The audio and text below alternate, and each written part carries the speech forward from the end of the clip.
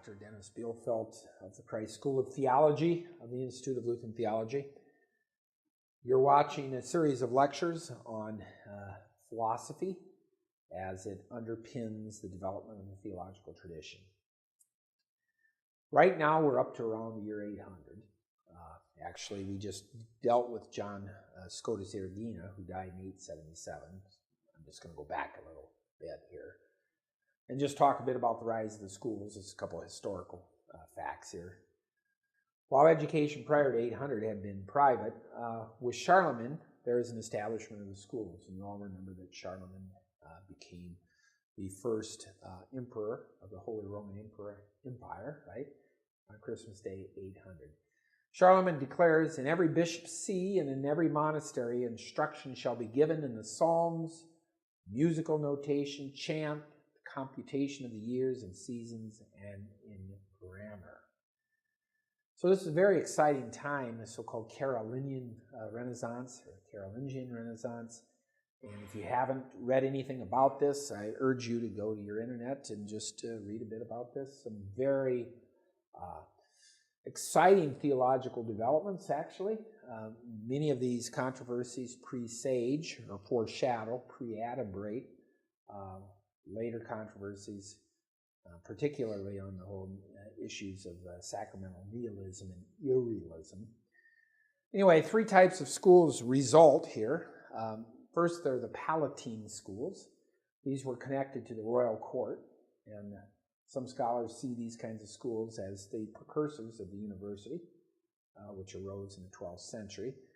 There were the cathedral schools, directed by a bishop or a master, and it trained young men for the priesthood. And finally, there were the monastic schools, which conducted classes for younger members of the community, and also oftentimes for students outside the monasteries. So in the 9th century, these were your options: the Palatine school, the cathedral, and the monastic school.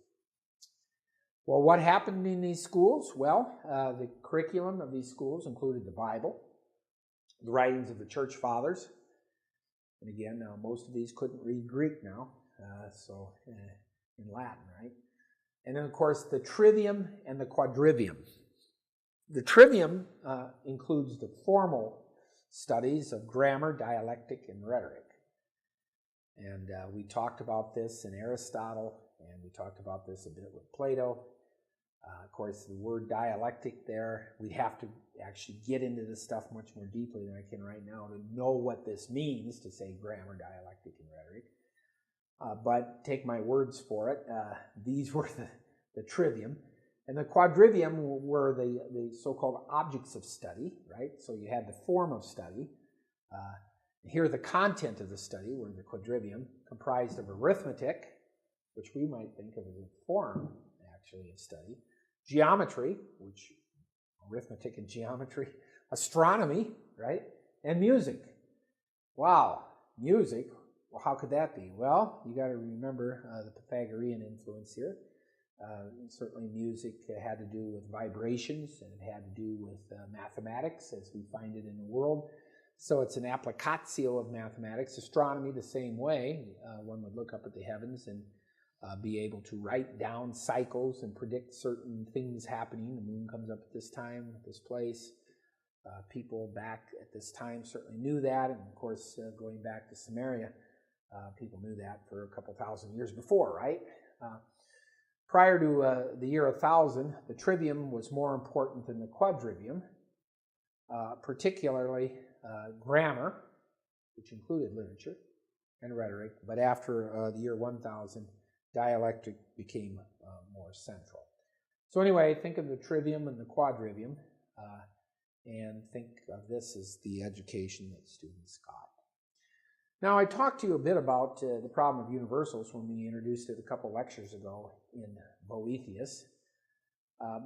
We could say that Erigena, and notice the name is spelled differently. Well, we can spell his name in a lot of ways. It means John Scott, the Erigena, just Scott. Actually, he's an Irishman. Now, anyway, Erigena. And they advocated realism, Erigena and others advocated realism. Of course, this would be the anti-rem. So uninstantiated universals exist. So presumably unicornicity as an uninstantiated universal exists. And every individual particular is an image of the divine archetype. We found this in Erigena. When we think of staunch realists, think of William of Champeau and Odi of Tournai. Okay. Now, I was reading on William of Champeau the other night. You got to do something in the middle of the night when you can't sleep, and some people do this, but I mean, if you read William of Champeau and how he responded to attacks by his student, Peter Abelard, it's interesting how he changed his view of realism and how nasty Abelard was to him. Yeah, I'm glad I don't have any students like that. Yeah. Anyway, Champeau and Odi thought that realism was very important, right? Because if there is realism, then of course there is such a thing as a human nature. Not just Jesus' human nature and David's human nature and Bob's human nature and Jill's human nature and Dr. Bielfeldt's human nature, but there is human nature that Bielfeldt and David and Bob and all of these other characters that I just named participate in, right? So there is a oneness that we have by virtue of the fact that human nature is instantiated in all of us. So as all of us participate in human nature and its fall, then all of us will participate in human nature and its redemption, right? Now, I use the word on the slide down below there to the left, recapitulated. So-called recapitulation theory is normally associated with Irenaeus, right?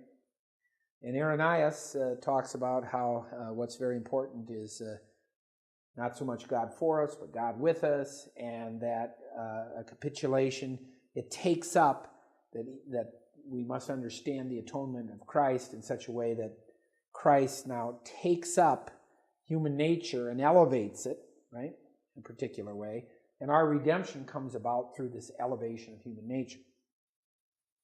So you got to have a realism, really, to think deeply the thought of recapitulation theory, I believe. That's what I believe. But, of course, extreme realism seems to lead to pantheism. Of course, we certainly saw that set up in Boethius, not worked out. But, I mean, if God is good and being and everything like that, and that's all just different ways of talking about the one substance of God, then the more real anything is, the more being it has, the more godly it is. And if you remember from the last lecture, we showed how in the Neoplatonic panentheist model, the world kind of takes shape on the ground of God, right? So this extreme realism, where everything in the world participates in goodness and truth and being and beauty, the participation in God. So all of this stuff is godly. I mean, this, I would use the word panentheism here rather than pantheism. But anyway, extreme realism seems to lead to this view. For higher stages are more real than that which exists below those higher stages. Rosalind taught an extreme nominalism. Only particulars ultimately exist. And of course, in an extreme nominalism, his nominalism was too extreme. And of course, he got in all kinds of mischief with that. But such a nominalism would seem to be in tension with the claims of the Trinity, right? Because if only particulars exist, then in what way can there be a unity out of the Father, Son, and Holy Spirit? As an extreme nominalist, you have the individuality of the Father, the individuality of the Son, and the individuality of the Spirit. Now, there is, of course, a thesis that goes like this. that, of course, I'm not sure I would hold to, but the thesis is the following, that in the East, the unity of God is presupposed, and what is problematic are the particular persons of God. How are the particular persons of God just not names for the one being of God? In the West, the persons of God are presupposed, and the unity of God becomes the problem. How is it that we can claim that these three particular guys are one guy? Now, in general, and I'm going to be very much generalizing here, realism seems to work very well on Neoplatonic soil and, of course, Eastern ways of thinking. So on Eastern ways of thinking, the problem of the person, the particular persons arise. But on very Western ways of thinking, and of course there are lots of realists in the West, we just talked about Erigena, but if we can claim that in the West there's also nominalist traditions that develop, and of course Boethius with his conceptualism would be more in that camp than certainly others. Remember, Boethius claimed that universals don't exist. The problem now is, how do you say that the three persons are one God, right? Well, all I'm trying to point out here is that a seeming philosophical issue, such as the problems of universals, has all kinds of theological ramifications. See, you've got to understand that. These guys weren't back there saying, oh, how many angels dance on the head of an eagle? It's not that. I mean, these scholastics are poked at and they're made fun of like they're a bunch of idiots. But that's just because the guys were discovering humanism, and they were excited about the Renaissance, and they thought that scholastic theology had kind of hit a dead end because it's perhaps not very evangelical at times because everybody's sitting around thinking. But of course, I've always been one of these guys that believes that something cannot exist in the actual world if it can't exist in any possible world.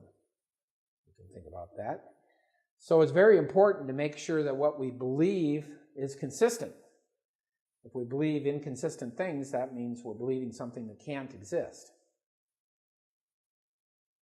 Now you're going to say, well, that's just your opinion. No, I can show you that if you believe in inconsistency, I can deduce any truth whatsoever, and any falsehood whatsoever. Well, I won't do that now. So anyway, on Roslin's view, there must either be three gods, it seems, or one God with three different names. All right, conceptualism descends from Aristotle. It claims that universals are neither wholly independent entities, like realism, nor wholly subjective classificatory items, like nominalism. You got to understand that different metaphysicians talk about this in different ways. I studied under a metaphysician who thought that conceptualism was just nominalism, basically. All right, once you've given up that point, you've already abandoned that. Anyway. Universals are embedded in and indissolubly bound to sense particulars. Now, of course, the idea that the form is in the thing and the idea of conceptualism is actually somewhat different. But these lines become blurry at the time. The idea, of course, in conceptualism is that the human mind can separate the universal from the thing and consider it in isolation. By the time we get to Duns Scotus here, John Duns Scotus, this is called a formal distinction. He even has a nice word for that. But at any rate, these are the issues that are before us at this time. At this point, I'm going to take a short break and come back with an Eastern excursus. Thank you very much.